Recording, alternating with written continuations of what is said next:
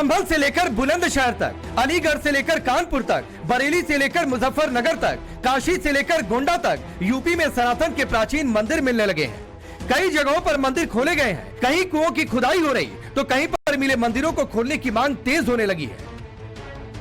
अब संभल के चंदौसी इलाके में खुदाई के दौरान प्राचीन बावड़ी मिली है। बावड़ी 200 साल पुरानी बताई जा रही है। बावड़ी को खोदा जा रहा। इससे पहले कल पुरातत्व विभाग की टीम कल्की विष्णु मंदिर परिसर पहुंची और वहां कल्की विष्णु मंदिर में पुराने कुएं का जायजा लिया। इस कुएं का जिक्र स्कंद पुराण में भी है। इस बीच बुलंदशहर में मुस्लिम मोहल्ले में एक प्राचीन मंदिर मिला है। कानपुर में 2 से 3 मंदिर मिल चुके हैं। अब सवाल उठ रहे हैं, क्या जगह जगह सनातन के पुख्ता सबूत मिलने से समाजवादी पार्टी इतनी बौखला गई है कि बीजेपी के बहाने हिंदू आतंकवादी संगठन जैसे शब्दों को गढ़ने लगी। बाराबंकी के सदस्य विधायक सुरेश यादव का बयान सुनिए, जिसमें वो बीजेपी को हिंदू आतंकवादी संगठन बता रहे हैं। ये सरकार नहीं, भारतीय जनता पार्टी एक आतंकवादी संगठन, हिंदू आतंकवादी संगठन, ये पूरी तरह से पूरे देश को बर्बाद करना चाहते हैं। हमारे महापुरुषों के बारे में इतनी गलत बातें करने का काम करेंगे। समाजवादी चुप बैठने वाला नहीं है। अखिलेश के विधायक के इस बयान के बाद सवाल उठने लगे हैं, क्या शहर शहर सनातन के सबूत मिल रहे हैं, इसीलिए सपा में बौखलाहट है? क्या संभल से बुलंदशहर तक सनातन के मंदिर मिल रहे हैं, इसीलिए बौखलाहट में हिंदू आतंकवाद बोला जा रहा? सवाल ये भी उठने लगे हैं, क्या खास समुदाय को खुश करने के लिए विधायक सुरेश यादव ने हिंदू आतंकवाद शब्द का इस्तेमाल किया? क्या सनातन से इतनी चिढ़ है कि बीजेपी के बहाने हिंदू को आतंकवादी बताने की कोशिश हो रही है?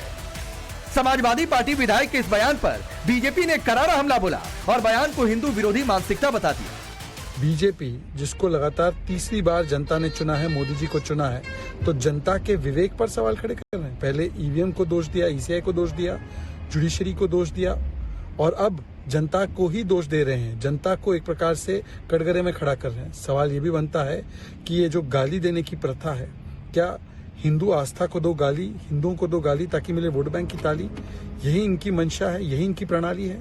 ये दिखाता है कि हिंदू विरोधी मानसिकता किस प्रकार से कूट कूट कर इंडी अलायंस में, चाहे कांग्रेस हो, चाहे समाजवादी पार्टी हो, टीएमसी हो, इनमें भरी हुई है। उनको माफी मांगनी चाहिए। दंगाइयों के साथ खड़े हो जाते हैं, मुस्लिम जो आतंकी होते हैं उनको छोड़ने की पैरवी करते हैं और हिंदुओं को आतंकी संगठन बुलाते हुए बीजेपी को हिंदू आतंकी संगठन कहते हैं। समाजवादी पार्टी खुद आतंकवादियों की खैरख्वाह रही है। ये उत्तर प्रदेश भूला नहीं है कि अखिलेश यादव जी सत्ता में रहते हुए कैसे आतंकवादियों को छोड़ने की कोर्ट में बाकायदा पैरवी कर रहे थे और आज भारतीय जनता पार्टी के संदर्भ में इस तरह का हताशा भरा बयान दे रहे हैं। समाजवादी पार्टी जब से उत्तर प्रदेश में उपचुनाव हारी है, वो जान रही है कि बिल्ली के भाग्य से छींका टूट गया था। 2024 में कुछ सीटें मिल गई थी, लेकिन 2027 उनसे बहुत दूर है और इसीलिए आज हताशा में आकर किस तरह की बातें कह रहे हैं। बाराबंकी के सदस्य विधायक सुरेश यादव का बयान सुनिए, जिसमें वो बीजेपी को हिंदू आतंकवादी संगठन बता रहे हैं। ये सरकार नहीं, भारतीय जनता पार्टी एक आतंकवादी संगठन, हिंदू आतंकवादी संगठन, ये पूरी तरह से पूरे देश को बर्बाद करना चाहते हैं। हमारे महापुरुषों के बारे में इतनी गलत बातें करने का काम करेंगे। समाजवादी चुप बैठने वाला नहीं है। अखिलेश के विधायक के इस बयान के बाद सवाल उठने लगे हैं, क्या शहर शहर सनातन के सबूत मिल रहे हैं, इसीलिए सपा में बौखलाहट है? क्या संभल से बुलंदशहर तक सनातन के मंदिर मिल रहे हैं, इसीलिए बौखलाहट में हिंदू आतंकवाद बोला जा रहा? सवाल ये भी उठने लगे हैं, क्या खास समुदाय को खुश करने के लिए विधायक सुरेश यादव ने हिंदू आतंकवाद शब्द का इस्तेमाल किया? क्या सनातन से इतनी चिढ़ है कि बीजेपी के बहाने हिंदू को आतंकवादी बताने की कोशिश हो रही है? समाजवादी पार्टी विधायक के इस बयान पर बीजेपी ने करारा हमला बोला और बयान को हिंदू विरोधी मानसिकता बता दिया। बीजेपी जिसको लगातार तीसरी बार जनता ने चुना है, मोदी जी को चुना है, तो जनता के विवेक पर सवाल खड़े कर रहे हैं। पहले ईवीएम को दोष दिया, ईसीआई को दोष दिया, जुडिशरी को दोष दिया और अब जनता को ही दोष दे रहे हैं। जनता को एक प्रकार से कटघरे में खड़ा कर रहे हैं। सवाल ये भी बनता है कि ये जो गाली देने की प्रथा है, क्या हिंदू आस्था को दो गाली, हिंदुओं को दो गाली ताकि मिले वोट बैंक की ताली, यही इनकी मंशा है, यही इनकी प्रणाली है? ये दिखाता है कि हिंदू विरोधी मानसिकता किस प्रकार से कूट कूट कर इंडी अलायंस में, चाहे कांग्रेस हो, चाहे समाजवादी पार्टी हो, टीएमसी हो, इनमें भरी हुई है। उनको माफी मांगनी चाहिए। दंगाइयों के साथ खड़े हो जाते हैं, मुस्लिम जो आतंकी होते हैं उनको छोड़ने की पैरवी करते हैं और हिंदुओं को आतंकी संगठन बुलाते हुए बीजेपी को हिंदू आतंकी संगठन कहते हैं। समाजवादी पार्टी खुद आतंकवादियों की खैरख्वाह रही है।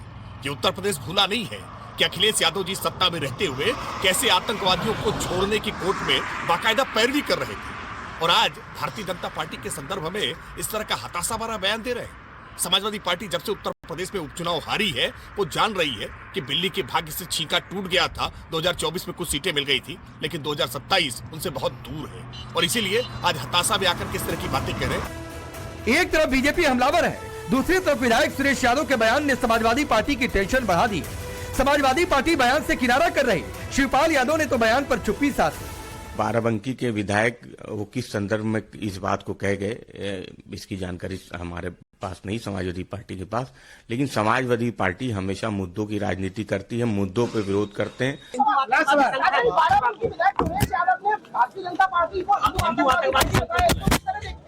इसने बोला, मैं हर चाहे किसी भी धर्म को लेकर के राजनीति की जाती हो, समाजवादी पार्टी और हम सभी लोग उसकी निंदा करते हैं। हम लोगों का दायित्व है जनप्रतिनिधि बन के लोगों की समस्याओं को उठाना, उनकी बातों को उठाना, ना कि जाति धर्म के आधार पर लोगों को बांटने का काम करना। हम लोगों को जो जिम्मेदारी दी है जनता ने, हम लोग उसको निभाएं तो मैं समझता हूँ जनता का उद्धार और इस प्रदेश, इस देश का उद्धार हो सकेगा। तो उनका इस बयान किस तरह से आप देख रहे हैं? निंदनीय है, जैसा मैंने कहा, निंदनीय बयान। एक तरफ बयान पर बवाल, दूसरी तरफ पार्टी का बयान से किनारा, तो सुरेश यादव ने यू टर्न ले लिया और यहाँ तक कह दिया उन्होंने ये बयान दिया ही नहीं, बल्कि विरोधियों ने बयान को एडिट किया। देखिए, ऐसा तो हमने कभी नहीं कहा। हम कई बार के विधायक हैं और हम कभी सोच भी नहीं सकते कि ऐसी बातें कही जाएं। हाँ, ये वीडियो हमने भी देखा है, किसी ने हमको भेजा था, तो मुझे लगता है कि ये हमारे विरोधियों द्वारा पूरी तरह से एडिट करके ये चलाई गई हमारे खिलाफ साजिश है। हमने ऐसा कोई बयान नहीं दिया। लेकिन सनातन के खिलाफ समाजवादी पार्टी की तरफ से ऐसी बयानबाजी कोई नई बात नहीं है। इससे पहले भले राम मंदिर का मुद्दा हो, राम मंदिर प्राण प्रतिष्ठा की बात हो या फिर रामचरितमानस की बात हो, समाजवादी पार्टी के नेताओं ने इस तरह की बयानबाजी की है। संभल में मंदिर मिलने पर भी समाजवादी पार्टी नेताओं ने इसे देश के खिलाफ सौहार्द बिगाड़ने की बात कही।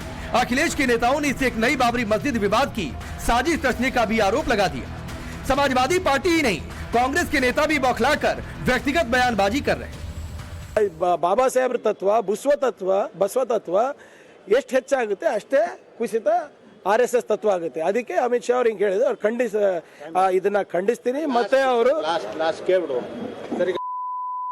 ಒಳಗಡೆ आज सवाल है, क्या सनातन का सच सामने आ रहा, इसीलिए बौखलाहट हो रही। सवाल ये भी है, क्या बीजेपी के बहाने समाजवादी पार्टी के निशाने पर हिंदू और सनातनी है। सवाल ये भी कि क्या हिंदू आतंकवाद की बात कहकर समाजवादी पार्टी 2027 का चुनाव जीत जाएगी। सबसे बड़ा सवाल है, तुष्टीकरण की राजनीति और खास वोट बैंक को खुश करने के लिए इस तरह की बयानबाजी कर हिंदू को क्या टारगेट नहीं किया जा रहा। Bureau report, times now Bharat.